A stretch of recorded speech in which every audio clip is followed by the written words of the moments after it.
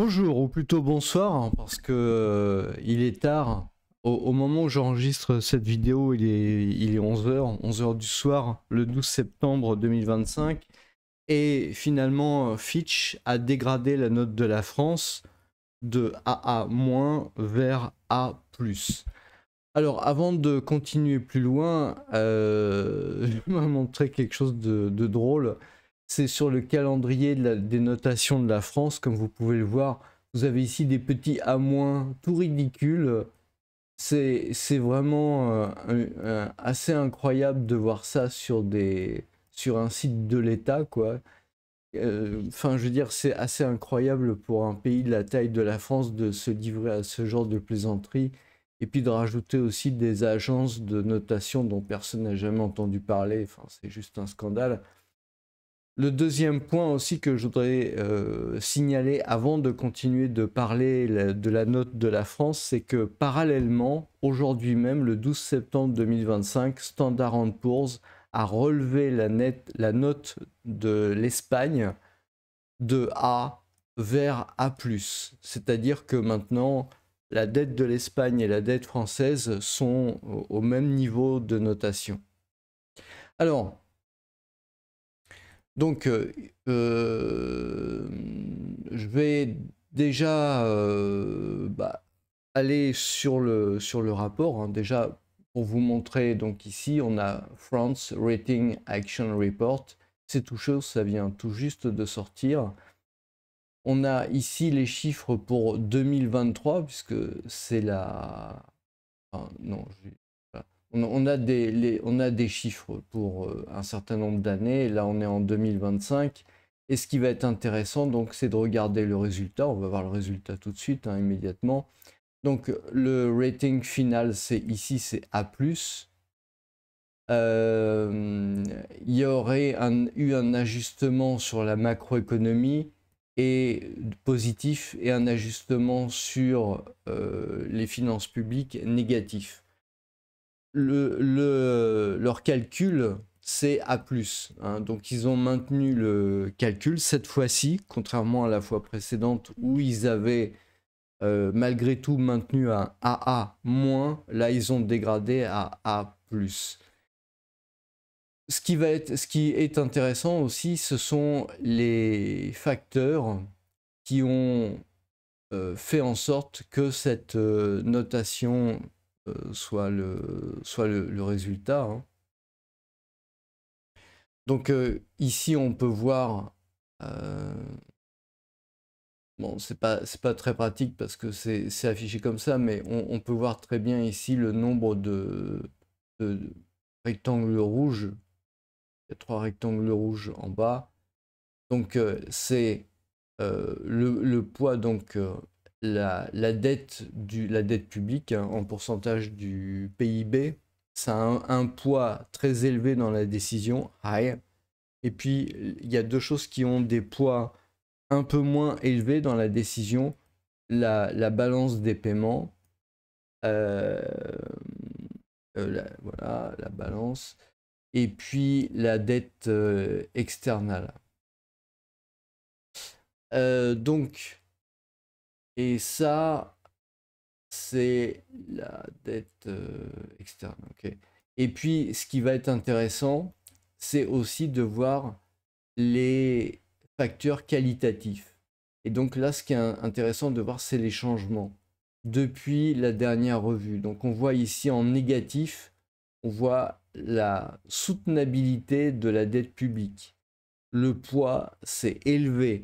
Donc ça veut dire en fait que Fitch considère que la dette publique française devient de moins en moins soutenable parce que la perspective est négative. Et ça a une très forte influence sur la note, c'est ça que ça veut dire. On a aussi ici en négatif, donc ça c'est la faute au président de la République, hein, clairement, il n'y a pas d'ambiguïté sur le sujet. C'est à cause du président de la République donc que la note de la France est dégradée parce qu'on a le risque politique et l'incertitude politique qui est devenue négative et donc qui a un poids très élevé dans l'attribution de la note. Donc on peut dire vraiment merci au président de la République qui a permis en fait cette clarification de passer la note de AA- vers A+.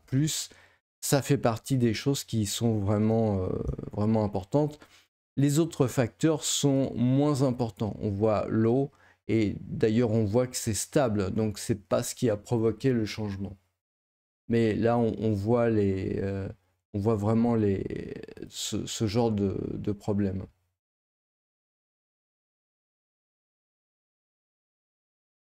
Alors qu'est-ce qu'il y a d'autre à dire? Voilà, donc les indicateurs ont été ok, donc ok, donc là il y a. Donc il discute, hein, donc sommaire de la discussion, le rating committee, le comité de notation a discuté des problèmes clés suivants. Alors je traduis au vol, hein, je ne l'ai pas lu avant, donc désolé. Donc c'est la dynamique politique récente et puis potentiellement ce qui peut advenir justement de cette incertitude politique, l'impact de la fragmentation politique et la polarisation sur les métriques de crédit. Ça veut dire en fait comment est envisagé le crédit et puis les différentes priorités des partis politiques et puis l'aptitude et le périmètre d'un éventuel compromis politique. Donc voilà, il y a déjà ça. On a aussi le problème de la fiscalité et la capacité donc d'une consolidation fiscale, de potentielles réformes et des comment dire et la manière en fait de réduire les coûts. Alors qu'en même temps, il y a une augmentation de la défense. Donc je pense que là, ils mettent en avant le fait que ça devient de plus en plus difficile de lever l'impôt. Hein. Donc on voit des trajectoires et des dettes dans les différents scénarios. L'alignement avec les règles fiscales de l'Union européenne, okay. La dynamique de la dette et les facteurs de coût, donc les taux d'intérêt, les risques avec des taux d'intérêt plus élevés. Alors, je vous dis tout de suite, hein, puisqu'on est là quand même pour aller un peu dans le fond des choses. Je me suis renseigné, j'ai un peu regardé ce qui se passe. Si vous voulez, il y a un effet dont vous avez probablement entendu parler, surtout si vous regardez les vidéos de Marc Toiti, c'est le fait que quand on passe une notation de AA vers A, donc on perd une catégorie. Mais d'après ce que j'ai compris, pour que ça ait vraiment un effet, on va dire, d'interdiction d'achat de la dette française pour certaines catégories d'investisseurs, il faut que cette baisse de catégorie soit identique chez deux agences de notation. Donc ça veut dire en clair, la Fitch a dégradé la note de la France. Donc maintenant, il ne va pas y avoir ce mécanisme tout de suite. Il va falloir attendre octobre ou novembre avec les deux agences de notation hein, qui sont repérées ici. Donc vous avez Moody's et Standard & Poor's. Alors Standard & Poor's c'est le 28 novembre. Moody's c'est le 24 octobre. Donc il faut attendre ces dates. Si on passe dans une catégorie inférieure, de la même manière que Fitch a fait passer la France dans la catégorie inférieure, à ce moment-là, il y aura deux agences de notation qui auront fait passer la note de la France dans une catégorie inférieure. Et là, il y a certains investisseurs qui n'auront plus le droit, tout simplement, d'acheter la dette de la France. Et donc, les taux d'intérêt, mécaniquement, vont commencer à augmenter. Et il y a vraiment un risque qui peut être très problématique. Si vous voulez, pour moi, le fait qu'il y ait eu une notation claire de la part de Fitch, je dirais, à la limite, c'est rassurant parce que quelque part, ça acte de ce que tout le monde savait. Je pense que le pire c'eût été qu'ils maintiennent les choses dans l'état, peut-être en disant, bah voilà, ça va s'arranger, ou on veut pas affoler les gens, etc. Je pense que ça aurait vraiment été la pire des choses. Mais là, ils mettent A+. Alors, il n'y a pas de... je ne vois pas sur ce rating, sur cette notation, s'il y a une perspective positive ou une perspective négative. Ah voilà, c'est Outlook Stable. Donc, ils ont mis la France à moins et ils ont mis une perspective stable. C'est pas vraiment une très bonne nouvelle parce que éventuellement ils auraient pu mettre une perspective positive en disant bah voilà, si jamais le nouveau gouvernement fait des bonnes choses, s'il y a des bonnes mesures qui sont prises, à ce moment-là on peut remonter la note de la France. Mais là c'est pas le cas. Là ils ont mis une note stable, donc c'est quelque chose qui est en soi plutôt assez inquiétant. Parce qu'un pays de la taille de la France, normalement, ça devrait avoir, quand ça tombe comme ça sur du à moins, il devrait y avoir une perspective positive. Ok. Donc, voilà, vous avez un certain nombre de choses. Donc, les indicateurs de gouvernance, ok. Ok. Donc, voilà. Je suis en train de chercher les facteurs. Donc, il y a les facteurs fiscaux, hein, ça, on en a déjà parlé. Il y a la trajectoire de la dette. Et puis, bon, l'augmentation potentielle des taux d'intérêt, d'accroissement des taux d'intérêt. Si vous voulez, après ce coup de semonce, parce que pour l'instant, c'est que ça reste un coup de semonce, d'après ce que j'ai compris. Donc, peut-être qu'il va y avoir une augmentation de 0,1, 0,2%. C'est déjà pas mal, hein, parce que normalement, la BCE, quand elle baisse les taux, elle fait moins 0,25 ou ce genre de choses-là. Donc, c'est déjà pas mal. Mais ça reste un coup de semonce. Il faut à ce moment-là que le nouveau gouvernement prenne absolument des mesures d'économie. On n'est plus sur des mesures d'économie à 40 milliards. C'est quelque chose qu'il faut vraiment oublier. Il faut bien comprendre que pour que la France retrouve une trajectoire à peu près correcte, il faut au moins 3 fois plus. Il faut au moins... j'avais vu une interview, je crois que c'était de Patrick Artus, qui est un expert aussi économiste de la banque Natixis. Et enfin, j'avais cru comprendre, je crois que c'était lui qui disait qu'il y avait besoin de 120 milliards. Donc on n'est plus du tout dans dans la même règle du jeu.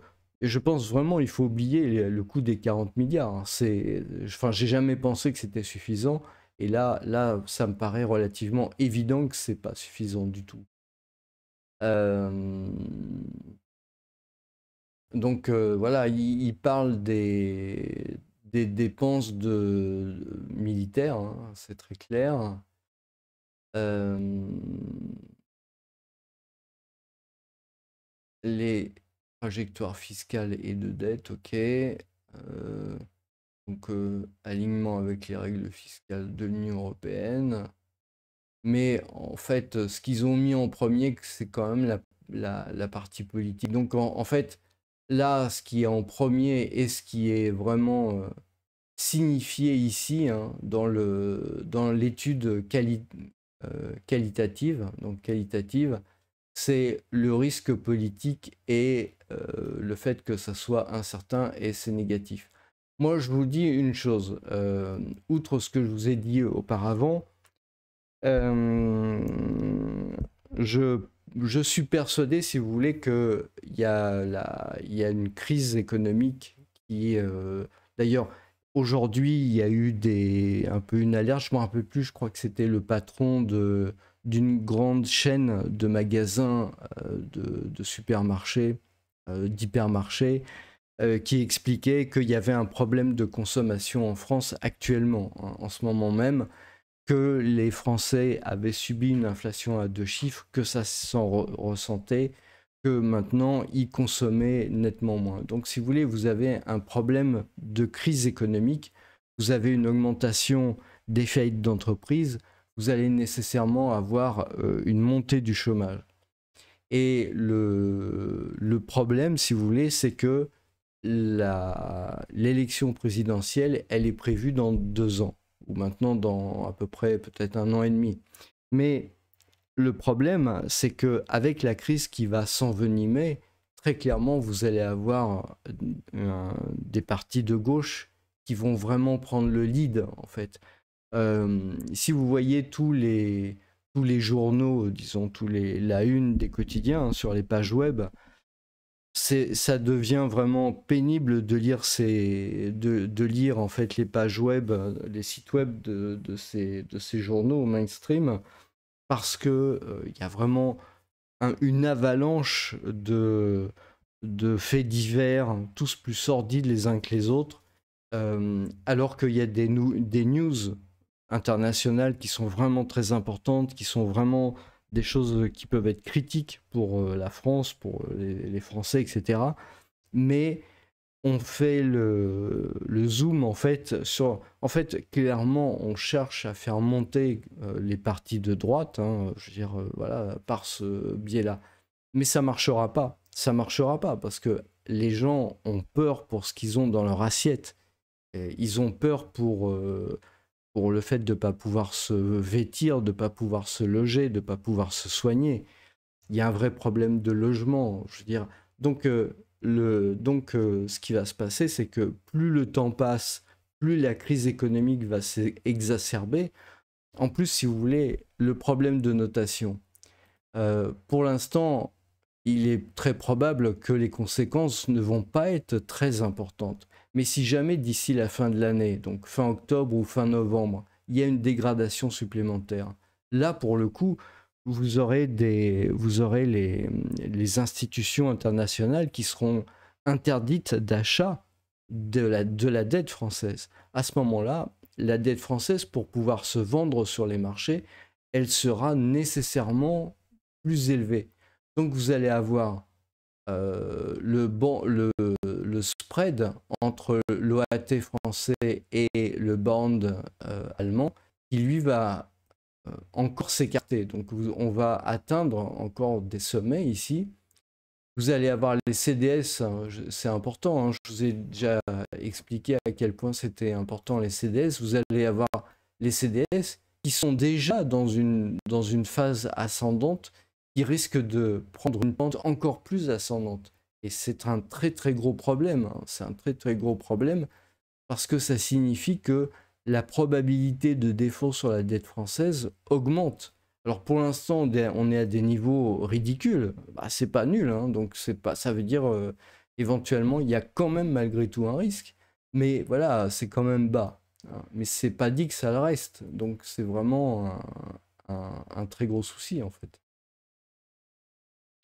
Et donc, à partir du moment où vous allez avoir des taux d'intérêt qui vont monter, c'est comme quand vous allez à la banque, hein, ça va être difficile pour emprunter, pour acheter de l'immobilier, ça va être difficile pour les entreprises pour investir, pour créer de l'emploi, etc.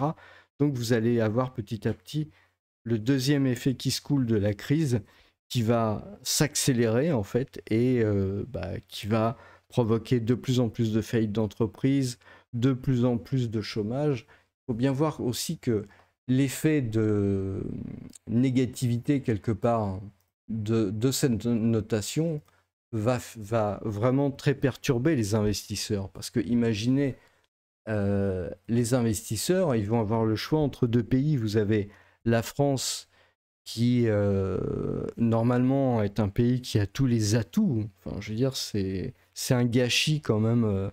C'est un gâchis sans nom. Depuis 2012, la France vit vraiment un gâchis incroyable. Donc, pour ce qui est de l'énergie, on a rendu les choses très compliquées, très chères pour les entreprises, pour les particuliers. C'est juste un scandale absolu. Hein. Alors que d'un autre côté, vous avez l'Espagne, comme je vous ai montré euh, la notation qui est intervenue pour l'Espagne, hein, de Standard Poor's aujourd'hui même, hein, le 12 septembre 2025, eh bien vous avez un pays qui, pour 58% de sa production d'électricité, est, est autonome grâce à l'énergie solaire. Donc, si vous voulez, enfin, grâce aux énergies renouvelables. Il n'y a probablement pas, il n'y a pas que l'énergie solaire, il y a aussi une partie de nucléaire. Mais quand même, enfin, je veux dire, euh, donc, entre un pays, si vous voulez, qui est en croissance, qui monte, d'ailleurs dont les taux d'intérêt sont inférieurs à ceux de la France, donc qui se porte mieux économiquement parlant, et un pays sur la France qui est clairement sur le déclin à ce niveau-là, les investisseurs vont pas avoir de mal à faire le choix pour le pays qui est plutôt en train de monter. Donc il y a vraiment un très très très gros souci. Euh, ça va vraiment être très compliqué parce que le problème, c'est ce qui a été souligné par Fitch, c'est l'incertitude, l'incertitude au niveau politique, mais aussi le risque politique. Le risque politique, c'est vraiment quelque chose qui ressemble, bon, alors le 10 septembre, oui, c'était un mouvement, disons, bon, qui a été, disons, récupéré, mais finalement, qui n'a pas apporté, enfin, c'est pas vraiment très significatif, pas aussi significatif que l'ont été les gilets jaunes au tout début, voilà. Parce que ils ne réclament pas les mêmes choses. Mais au fur et à mesure que la crise économique va s'installer, que le pays va souffrir, bien entendu, il va y avoir un risque politique de plus en plus important. Et le problème, c'est qu'il faudrait que cette crise politique soit résolue avant la fin 2025, justement pour pouvoir avoir une stabilité politique. Et le seul moyen possible, c'est la démission du président de la République. Je veux dire, il n'y a pas d'autre choix, ou son départ et d'avoir des nouvelles élections présidentielles de manière à pouvoir enquiller sur autre chose. Parce que le problème de cette situation, c'est que vous avez donc la notation de Fitch le 12 septembre 2025 et la perspective, elle est stable, hein, comme ce qu'avait signé Moody's. Bon. Mais imaginons par exemple que ils n'arrivent pas à se mettre d'accord, qu'on arrive à la fin de l'année. Hein. La prochaine notation, ça sera en mars de Fitch, hein, à mi-mars. Vous imaginez, c'est pas tout de suite, c'est dans 6 mois. Mais si dans 6 mois, il y a eu par exemple pas d'accord et qu'il y a eu une reconduction, comme ça peut se passer, du budget d'une année sur l'autre, là pour le coup, je pense que ça va être très très chaud parce que ça risque d'être un A+ avec perspective négative, voire une dégradation directe de A-, de A+, pardon, vers A tout court. Et là, on peut vraiment craindre le pire. Donc, il y a clairement une situation qui est notée par Fitch, hein, je veux dire, de risque politique et d'incertitude politique qui est extrêmement grave. Et si vous voulez, le problème, c'est que cette ligne-là, hein, déjà, on voit le poids, donc la signification de ça, c'est comme très élevé, hein, high, élevé. Et c'est négatif. Mais il faut bien comprendre, à partir du moment où il y a cette incertitude qui va continuer, et qui va continuer jusqu'en 2027, parce que potentiellement, maintenant, à tout moment, il peut y avoir une autre élection législative, il n'y a rien de... Voilà, je veux dire, malheureusement, ce sont des gens qui sont jeunes, qui sont au pouvoir. C'est des gens qui n'ont pas l'expérience de la vie, qui n'ont pas l'expérience de rien, en fait. Et malheureusement, ils s'accrochent comme une moule à un rocher. Mais le problème, c'est que pendant ce temps-là, voilà. Et si vous voulez, quand on regarde un peu le calendrier des notations, entre maintenant, là, entre le 12 septembre 2025 et la date des prochaines élections présidentielles alors en mai, j'imagine 2027, il y a un certain nombre de notations qui vont s'écouler sous les ponts, si j'ose dire. Donc là, la notation maintenant, elle est à A+. Est-ce qu'on veut que d'ici 1 an et demi, la notation, elle arrive à A-, voire à BB, B, hein, un triple B? Vous vous rendez compte un peu de du résultat, de l'effet? C'est un effet dévastateur sur l'économie française. Dévastateur. Parce que là, pour le coup, on n'est plus dans une augmentation de quelques 0,x% d'augmentation des taux de crédit, mais on est sur des augmentations de taux de crédit qui peuvent aller chercher très très haut. Hein. Je veux dire, très haut, ça veut dire éventuellement au moins doubler par rapport à ce qu'on connaît maintenant. Donc la situation, elle est elle est gravissime tant qu'il y a ce blocage au sommet de l'État. Avec la Ve République, les institutions de la Ve République, elles sont conçues comme ça. Elles donnent des grands pouvoirs, mais en parallèle, elles donnent des grandes responsabilités. Normalement, il n'y a pas à choisir. Là, le problème qui se passe en ce moment, c'est que ces gens-là ont pris les pouvoirs, mais par contre, ils n'ont absolument pas voulu prendre des responsabilités. Et donc, c'est une situation catastrophique. Moi, je ne comprendrais pas que, toute chose égale par ailleurs, si vous voulez, les partis politiques éventuellement qui vont succéder à cette période-là ne réclament pas un audit et ne réclament pas des comptes et ne réclament pas le remboursement de la catastrophe aux gens qui en sont responsables. C'est pas normal. Moi, je ne veux pas payer de ma poche pour des gens qui ont pris des décisions mauvaises à ce point-là. C'est hors de question. Donc depuis 2012, il y a un gaspillage de l'argent public qui est fait. On ne retrouve pas d'ailleurs dans l'économie, c'est aussi un gros problème si vous voulez. On ne retrouve pas dans l'économie l'argent qui a été jeté dans la dette. Et l'argent, il n'est pas parti dans les entreprises, parce que s'il était parti dans les entreprises, on le retrouverait en termes de PIB. Or, on ne le retrouve pas en termes de PIB. Donc, où est passé cet argent? Il faut éventuellement que ces gens-là soient amenés à rembourser les erreurs qu'ils ont faites. Il n'y a pas de raison. Quand vous êtes embauché quelque part, si vous faites des bêtises, vous êtes licencié, vous éventuellement devez des dommages et intérêts. Il n'y a aucune raison de payer à la place de ces gens-là. Ils doivent rembourser les bêtises qu'ils ont faites. Ils ont voulu le pouvoir, ils l'ont eu. Ils ont été vendus à la population, d'ailleurs ça aussi c'est peut-être un point sur lequel il faudrait s'interroger. Ils ont été vendus à la population comme étant les Mozart de la finance. On se retrouve, je rappelle que ces gens-là sont au pouvoir depuis 2012 en tant que ministre, conseiller, gouvernement, président, etc. Donc ils sont là depuis quand même déjà pas mal de temps. Ils sont censés être les Mozart de la finance, etc. Mais le résultat, c'est une vraie catastrophe financière pour le pays. Si vous reprenez l'historique des notations de la France, vous allez vous apercevoir que c'est dans la période 2012 à 2025 qu'il y a eu vraiment une catastrophe sans précédent. Reprenez les courbes de productivité, vous allez voir, ça baisse à partir de 2017. Et c'est pas la pandémie qui en est responsable. Donc il y a vraiment un très très gros souci.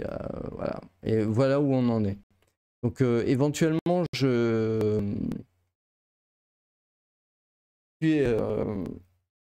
suis ce problème, évidemment, puisque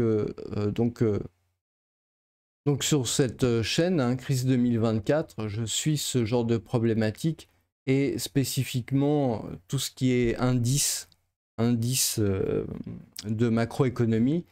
Et donc suite au sondage que j'ai fait, je me suis aperçu finalement que bon, l'étude de valeur était peut-être moins demandée, Par contre, formation, indice macroéconomique, voilà, est nettement en avance finalement, puisque sur 10 votes, il y en a 5 qui sont pour ce sujet-là.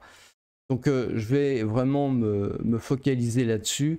Pour ce faire, j'ai mis en place un membership, le membership affaires, et ce membership affaires, d'ores et déjà, il y a un accès à un salon Discord, donc c'est possible déjà de commencer à échanger sur le salon Discord. Si vous rejoignez la chaîne, il faut que vous cliquiez. Normalement, vous allez trouver à cet endroit-là un bouton qui est rejoindre. Je vais vous montrer. Donc voilà, vous pouvez cliquer sur rejoindre ici. Et donc vous avez le membership à faire. Alors j'ai enlevé tout le reste en fait. Pour l'instant, je vais commencer juste avec le membership à faire. Donc vous pouvez cliquer ici sur rejoindre et puis vous inscrire. Donc vous avez un certain nombre de badges de fidélité, les emojis.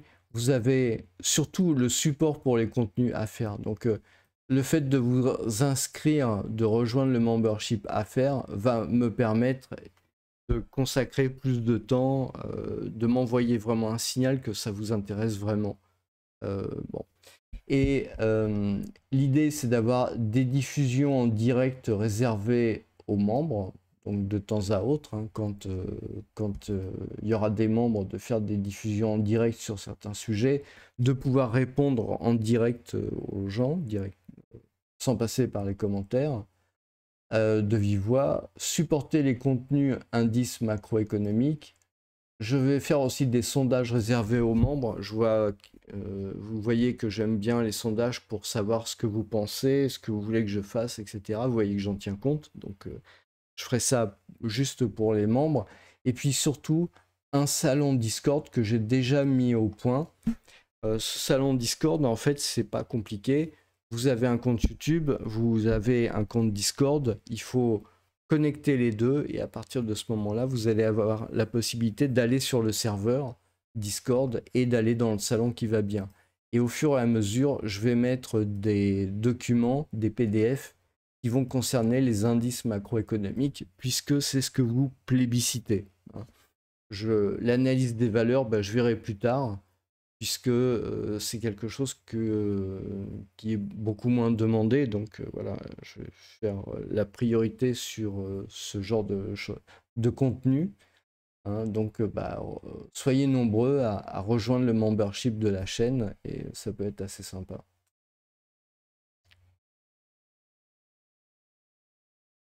Donc j'ai voulu aussi vous montrer les réactions. Parce que bon, ça, j'ai eu à chaud, on va dire, le résultat. Et maintenant, je vais regarder, enfin, je regarde, voilà. Donc, vous avez Reuters. Hein, et je vous montre aussi les news en anglais, si vous voulez. Je vous aide et je vous traduis et je vous aide à aller à voir ça.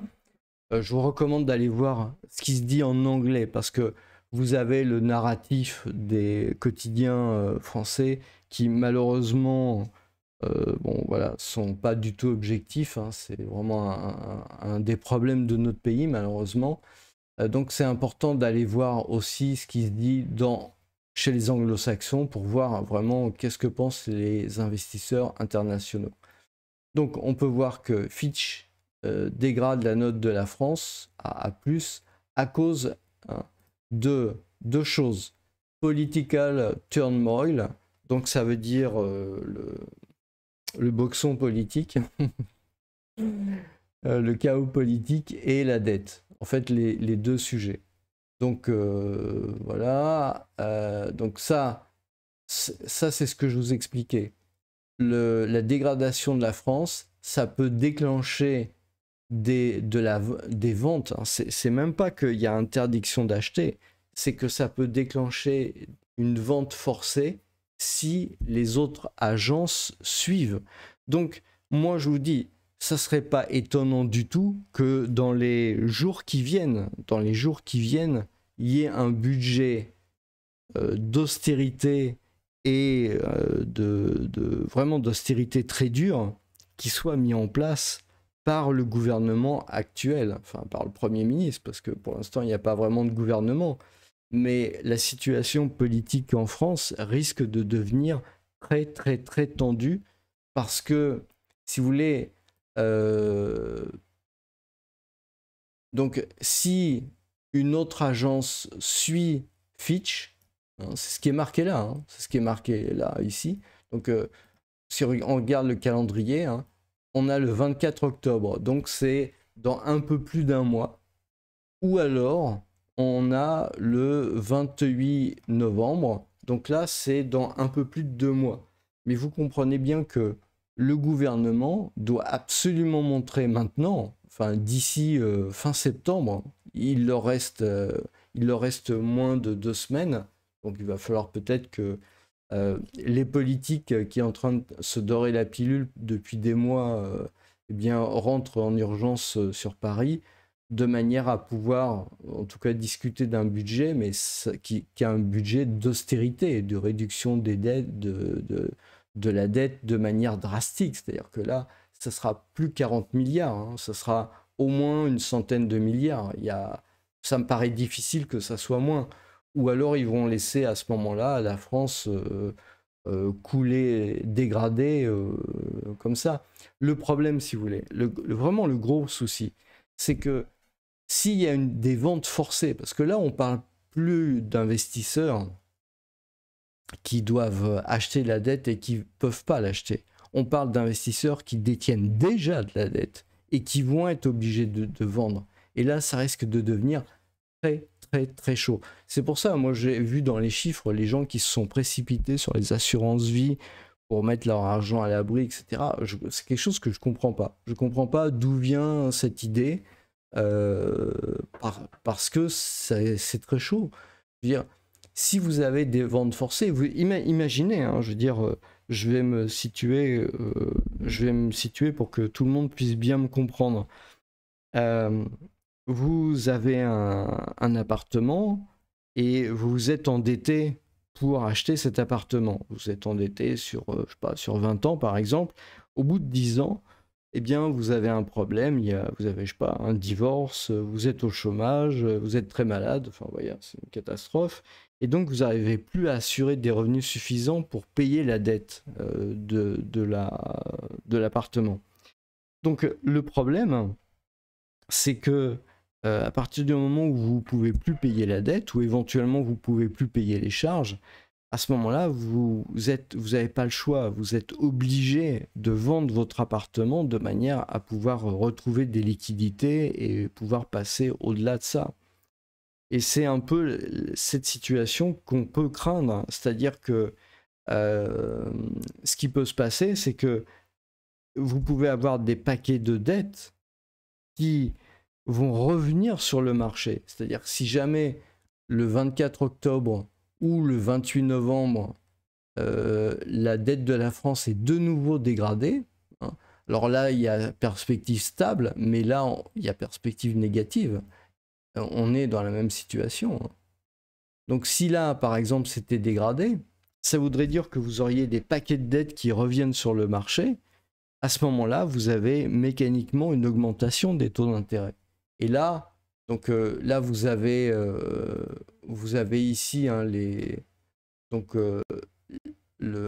spread entre l'OAT et le bond. Et là, on n'est plus sur des choses comme ça. Hein. On est sur des niveaux au-dessus. Hein.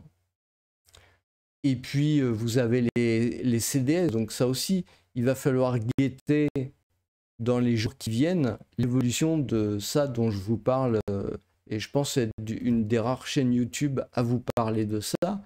Mais si vous voulez, on voit là un peu le comportement hein, de ce qui se passe autour de la dette.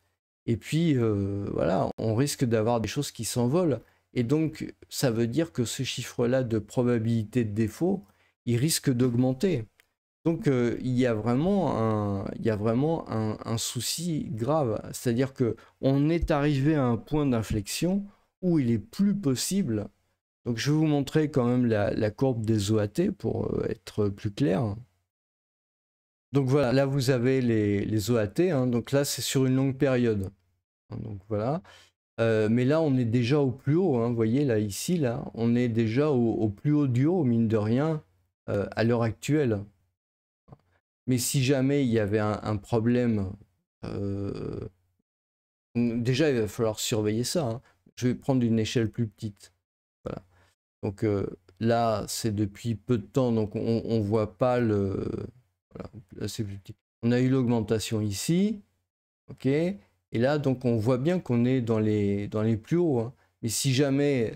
donc déjà, lundi, il va falloir regarder ici ce qui se passe. Est-ce que l'OAT, il reste à peu près, ou il augmente un peu, ou il va carrément plus haut? Là, c'est à 3,50, mais éventuellement, il peut monter à 4, hein. Avec 0,1 ou 0,2, on peut très bien avoir une montée rapide à 3,75. Il faut bien comprendre, ça va avoir un impact direct sur vos prêts immobiliers, ça va avoir un impact direct sur vos investissements si vous êtes chef d'entreprise, parce que vous allez devoir payer le crédit plus cher, vous allez devoir payer à la banque un découvert plus cher, vous allez devoir, quand vous allez demander la trésorerie à votre banque, si vous êtes entrepreneur, vous allez devoir payer plus cher. Donc c'est pour ça que c'est catastrophique. Et ça, c'est juste ce qui se passe avec Fitch. Mais si jamais vous avez une obligation de vente des OAT, hein, ça veut dire des institutions qui détiennent des OAT, et qu'il y ait une deuxième agence de notation qui dégrade la France, à ce moment-là, il va y avoir des ventes forcées là-dessus. Et là, vous pouvez être persuadé que c'est pas 3,50, c'est pas 3,75, hein. Ça va être 4, 5, éventuellement ça peut monter haut, hein, je veux dire, parce que le problème c'est que vous avez une dette qui est hors contrôle, vous avez la politique en fait qui s'accroche jusqu'en 2027, et donc il n'y a pas de possibilité en fait de stabilisation du niveau politique avant 2027. C'est ça qui est grave en fait, c'est vraiment ça le problème monstrueux. Si les députés, sénateurs, etc., comment dire, étaient vraiment des gens responsables et des gens qui avaient à cœur l'intérêt du pays, ils se débrouilleraient pour voter assez rapidement la destitution, parce que là, on est vraiment arrivé dans une situation vraiment dramatique sur le sujet. Et de manière à redonner vite une stabilité au pays. Mais c'est clair que si le rendez-vous est manqué maintenant, d'ici la fin de l'année, parce que on peut considérer, hein, on peut considérer que jusqu'à la fin de l'année, il est probable qu'une autre diminution soit actée. Là, on a une perspective négative sur Standard & Poor's, on a AA-, voilà, il est à peu près, il est très envisageable qu'il y ait une seconde dégradation dans l'état actuel de la situation.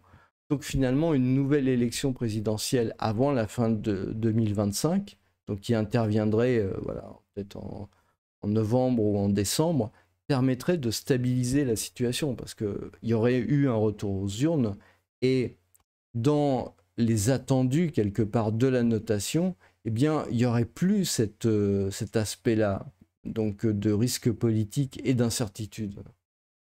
Alors que si rien ne se passe, cette ligne-là, elle va rester jusqu'en 2027, et à chaque round de notation supplémentaire, il va y avoir une baisse de la notation, ici, de AA+, qui va descendre à A, qui va descendre à A-, et on risque de flirter avec les BBB, ça veut dire le triple B, où ça commence à devenir des risques qui sont des risques très graves pour les investisseurs. Donc, on est un tournant, on est vraiment un tournant.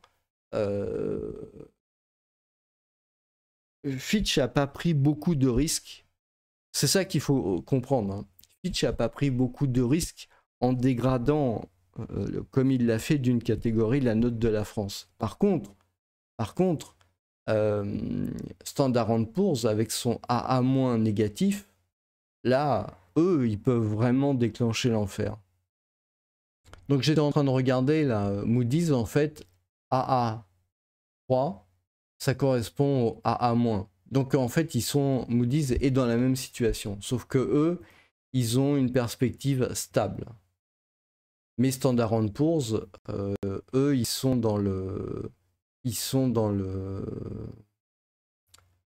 dans cette situation-là, dans la même situation que Fitch en fait. AA- passer à A+, AA- passer à A+. Donc si ça attend 2027 pour régler les problèmes, il y a des risques pour que la France se retrouve là. Je vous le dis, ce que je l'ai déjà dit dans d'autres vidéos, le problème c'est qu'il y a une prise de conscience qui n'existait pas avant 2025, qui n'existait pas avant ce qui vient de se passer avec les macronistes. Il y a une prise de conscience en fait que le pays n'est pas du tout stable politiquement. Et donc ça pose vraiment un très très gros problème. C'est un très très gros problème. C'est un très très gros problème qui n'existait juste pas avant. Et si vous regardez tous les commentaires des anglo-saxons, en fait, ça tourne tout autour de ça. Ils tombent des nues, les gars. Ils tombent de leur siège. Ils comprennent pas ce qui se passe.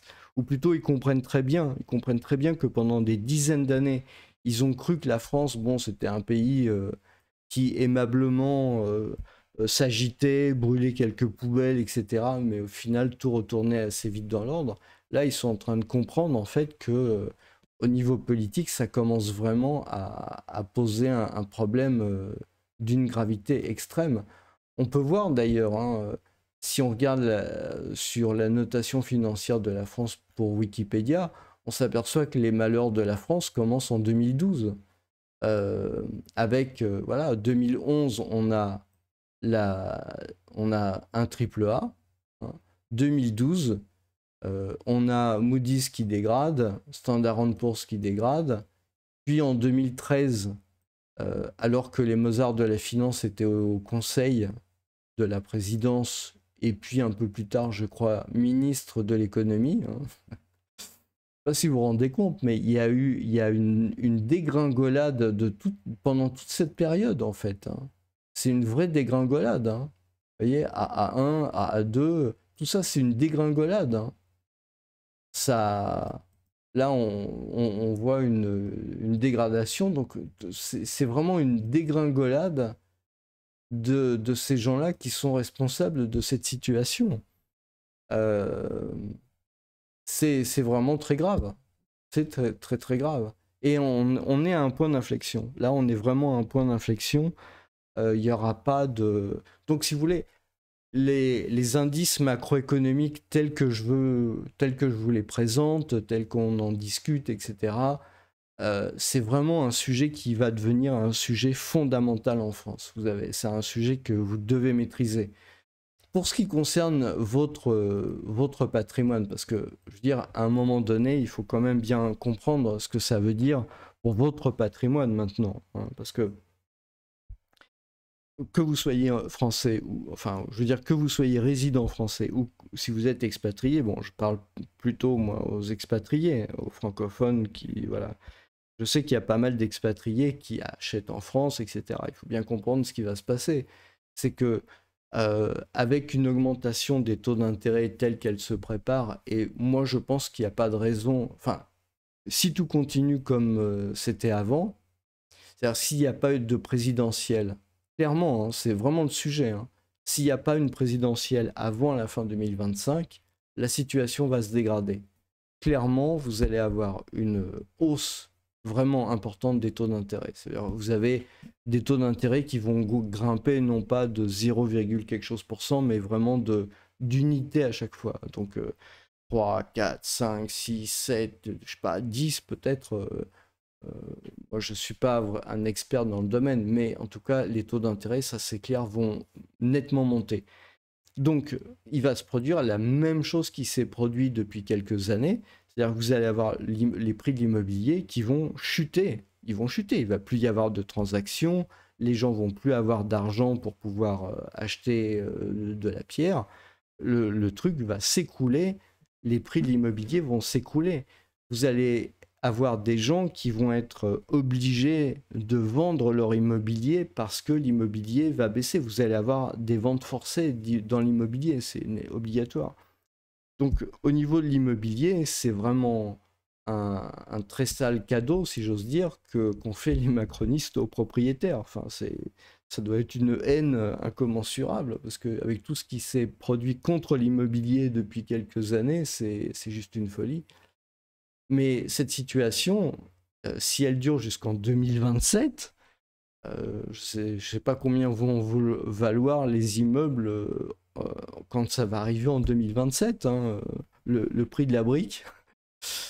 Donc ça risque de franchement pas être terrible. Bon, mais c'est pas tout. C'est-à-dire que on a vu que les taux d'intérêt élevés impactaient directement l'économie. Les entreprises, eh bien, vont avoir une baisse de trésorerie. Elles ne pourront pas refaire leur trésorerie parce que une entreprise, pour vivre, ça emprunte. Ça emprunte et les entreprises ont pu emprunter à des taux pas très élevés, 1, 2%, etc. Mais quand elles vont devoir renouveler leur crédit, parce que c'est ça en fait le gros piège, c'est qu'à un moment donné dans l'économie, vous devez avoir un renouvellement du crédit. Il faut que les banques acceptent, déjà pour commencer, et puis en plus les taux du crédit, ça va plus être des taux de crédit à 1 ou 2%, mais vous avez un risque pour que les taux de crédit vers les entreprises, ça soit compris entre 5 et peut-être, je ne sais pas, 10% éventuellement. Et donc à ce moment-là, il y a beaucoup d'entreprises qui vont vraiment faire faillite, qui vont mettre la clé sous la porte, qui vont être obligées de licencier.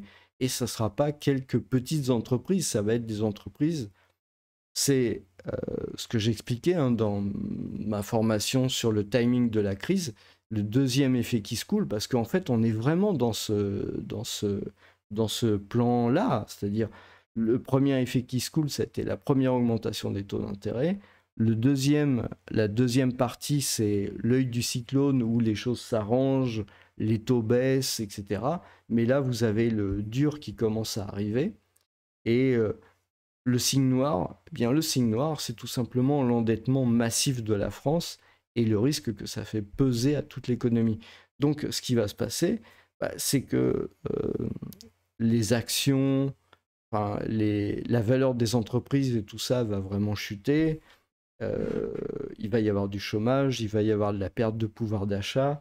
Donc ça va vraiment impacter l'économie, ça va vraiment pas être très beau à voir et on risque d'avoir assez vite une récession qui s'installe. Et encore une fois, si cette situation se poursuit avec les mêmes personnes jusqu'en 2027, au lieu d'avoir une crise qui aurait dû être une crise épisodique et qui dure pas très longtemps, c'est une crise qui va s'aggraver, perdurer, continuer, s'approfondir jusqu'en 2027.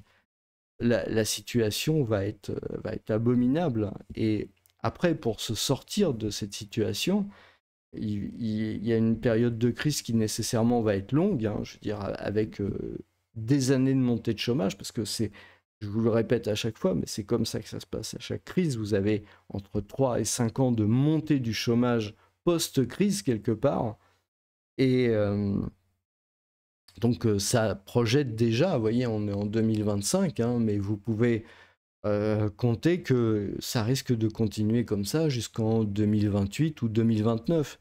Et après derrière, vous avez, si on prend comme exemple ce qui s'est passé au Portugal ou en Grèce, parce que c'est dans ces ordres de grandeur, eh bien vous allez avoir 10 ans ou 15 ans de marasme pour redémarrer. Le Portugal et la Grèce s'en sortent bon, tant bien que mal depuis quelques années, depuis 3-4 ans. Voilà.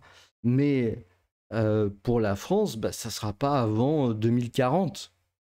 Pas avant 2040, puisque vous allez avoir la fin de la crise aiguë en 2028-2029, mais après, pour récupérer, il va falloir beaucoup de temps, donc c'est 2040 derrière. La situation est vraiment très mauvaise. Là, ça aurait été pire s'il n'y avait pas eu de notation franche. Je vous le dis vraiment, moi j'aurais vraiment, je me serais vraiment beaucoup inquiété, beaucoup plus que ça. Mais il faut quand même voir les choses en face. La situation, elle est absolument catastrophique. Donc c'est clair que bah, investir en France, vous voyez ce que je veux dire, quoi. Je pense que c'est pas trop nécessaire de vous faire un dessin. Si vous êtes en France et que vous avez de l'épargne, franchement, j'aimerais pas être à votre place, quoi. Mais quelque part, si vous avez beaucoup d'épargne, vous faites peut-être partie des gens qui ont voté pour les macronistes. Donc après tout, hein, je veux dire, voilà, vous avez ce que vous méritez, quoi. Voilà, bonne journée.